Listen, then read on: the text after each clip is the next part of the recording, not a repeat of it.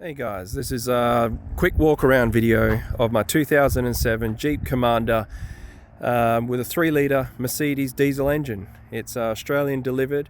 It's the longest car that I've ever owned. I usually go through cars pretty quickly. I like to try different things, and this vehicle here has just been a really good vehicle for myself, my family. We've driven many kilometres all over Western Australia, and it's just been a good vehicle, and I've just enjoyed it. So I thought I'd do a quick walk around and just show you. It's black, which is my favorite color car, and it's got a lift kit on it. It's sitting at about 2.5 inches above stock ride height, and we're using some Australian springs, Lovell's brand. We're running the JBA control arms up there with their upgraded ball joint boots. It's been doing well. We've also got sway bar disconnects on this thing. It's currently on the front. It's currently running 32-inch tires on JK rims. I did have 33 by 12.5 on 17-inch rim as well, but we're just running a JK rim on it at the moment, and obviously we've done the pinch weld as well. So in here it's been clearanced, and this thing fully articulates, including the rear, with extended sway bar links as well, and it doesn't touch on anything, and it runs really well. In the rear I also have airbags. You might not be able to see, but there's airbags in the coils, and I've got the valves here to pump them up and let air out as you need. So if you're towing, or like me, I work in a very small undercover car park and I can't have the rear too high, otherwise it'll scrape. So I actually let all the air out and it fits into my garage at work. Otherwise, when I'm doing trips and it's fully loaded with camping gear and we're towing, anything like that, I'll air up the rear airbags and get it sitting nice and high and firm. But this Jeep Commander has 340,000 kilometers on it, which is high, I guess, by anyone's standards, but it presents pretty well still. Everything works inside. The interior is in really good condition. This is the only part that's worn. Got some tear in the leather here, but all the other seats are perfect, absolutely perfect. The dash is in really good condition. There are handprints everywhere and things like that, but everything looks really good. This is obviously, if you're looking at these models, quadra drive. If you see this badge here, it means that it's got Jeep's 4-wheel drive system, which when you engage low range will, if it needs to, it will lock the front and rear diffs. So essentially you have front and rear lockers in this model. So a couple of car seats in the back. It's got the 3 sunroofs, so this one opens. Those 2 are fixed, but they have blinds which work perfectly as well, which usually they don't on this age of Commander. The only thing I would say about this era of Jeep, or this Commander in particular, is this dash. I don't know why, it just becomes sticky, and I have no idea if it tried to clean it many times with different solutions, and for whatever reason I just can't get it clean. But I have an Android head unit here from Joying. It's huge. It's an 11-inch screen, 11.5-inch screen, and I think it fits perfectly with the factory dash. It just fits in there beautifully. This here is an OBD diagnostic app called Talk, running on an old Android phone connected to the vehicle, and it's just reading all the data right now. I've got the ignition on, and it's telling me coolant is 87 degrees, etc. When we get driving and do the test drive, you'll see that work. But that's the dash.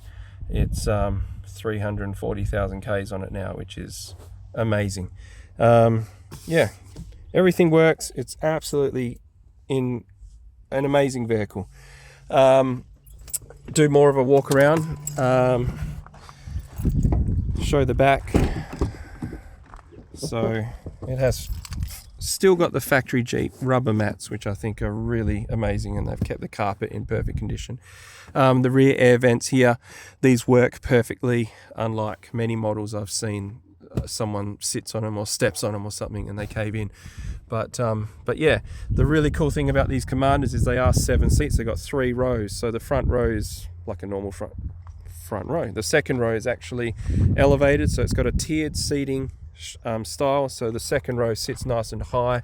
You see the roof jumps up as well, and so rear passengers get really good visibility out of the door, out of the windows, and it's really good for people on long journeys and car sickness, because they can actually see over the driver's head out the front window and everything like that.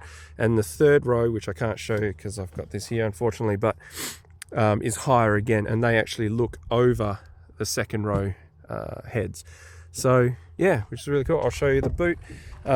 My model Jeep came optioned with electric tailgate. So on the key it has 4 buttons: unlock, lock, open the rear window, and open the tailgate.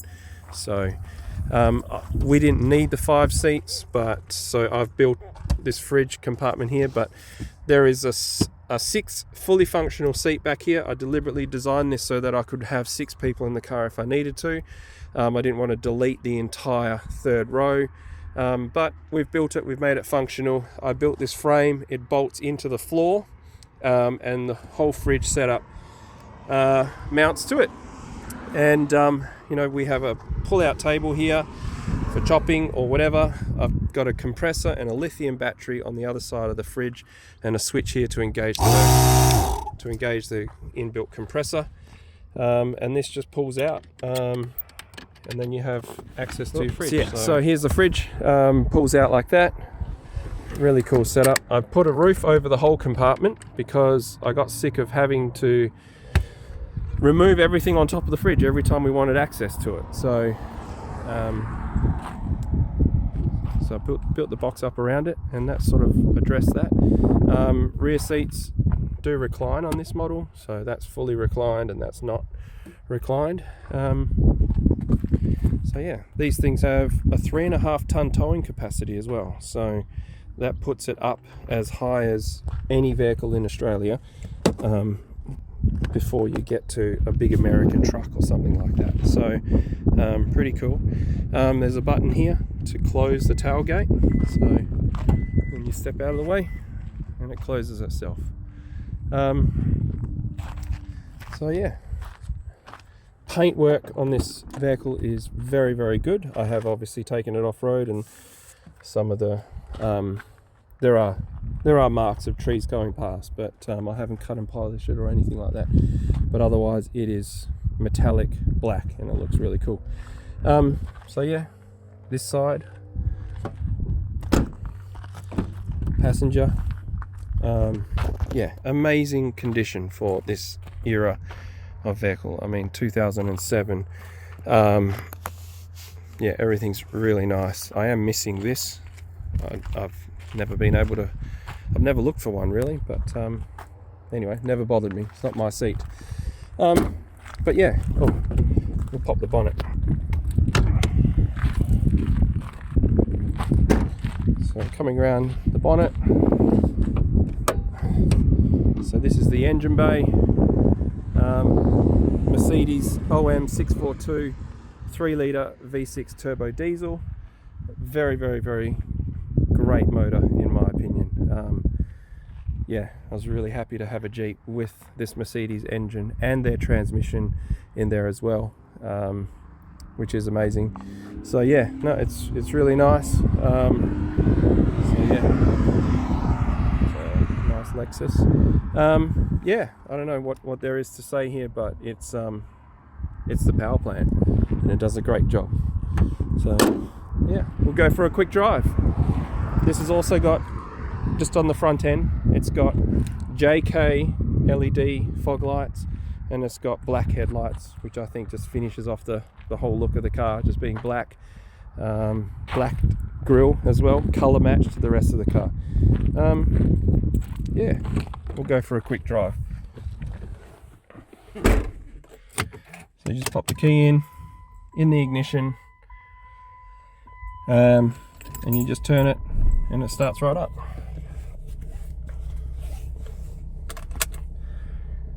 So turn headlights on. Now we are on a private road, so I'm allowed to drive as fast as I want. So here we are. That's my OBD setup. So we can see here the engine is at 83 degrees. I like to look at transmission temperature. It's currently 58 degrees. We can see intake temp is 34. A few other things, boost settings and things like that. But yeah, what we'll do is we'll get out onto this open road and let's just see how fast it goes. So this engine is tuned. So I've got some performance figures here. So this engine is fully tuned and deleted, and so is the transmission. So we'll stall her up, or we'll turn off traction control.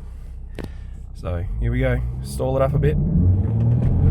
Oh, we've got heaps of wheel spin there. All right, and we're off now. It would be faster if I manually shift it, but I'm driving and I need to keep hold the phone. So, well, hang on. So even without manual shifting, we just pulled off 7.5 seconds, 0 to 100. I don't know of any other 7-seater four-wheel drive or SUV with twin lockers, ability to have 33-inch tires that fully articulate and be able to go 0 to 100 just like that, 7.5 seconds. And on top of that, let's check the fuel economy. So over here you press your buttons and you cycle through the dash. So we got 10.1 litres per 100k. That's on this current tank. I reset after every tank. Absolute beast. I don't know of another vehicle that does that. But yeah, so now I'm just cruising along. I'm in drive. I'm not doing anything. I'm not in any manually shifting or anything like that. But yeah, we're sort of sitting on 80, 90 k's an hour, and you just get in the throttle a little bit and it just goes. It just goes. So that's sort of like 1/3 throttle. Drives absolutely beautifully. The ride is really good. It steers well. A little bit of body roll. It stiffens up when I pump up the rear airbags, but yeah, no, it goes really well. So yeah, I can't believe something with 340,000 Ks.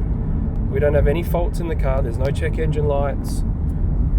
It's cheap on fuel. It can tow 3.5 ton. It can seat 7 people, and it can do 7.5 seconds 0 to 100.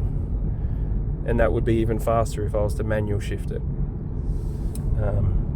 Unbelievable. And like I said, I've owned this for 5 years now. It's the longest I've owned any car, and all I've done is preventative maintenance. We've done a full deletes on this thing, so we've got rid of all of the problematic emissions and things like that, and changed the oil, service it. Yeah, I'm really impressed. This has to be one of the best four-wheel drives out there. Anyway, thanks for watching. Cheers.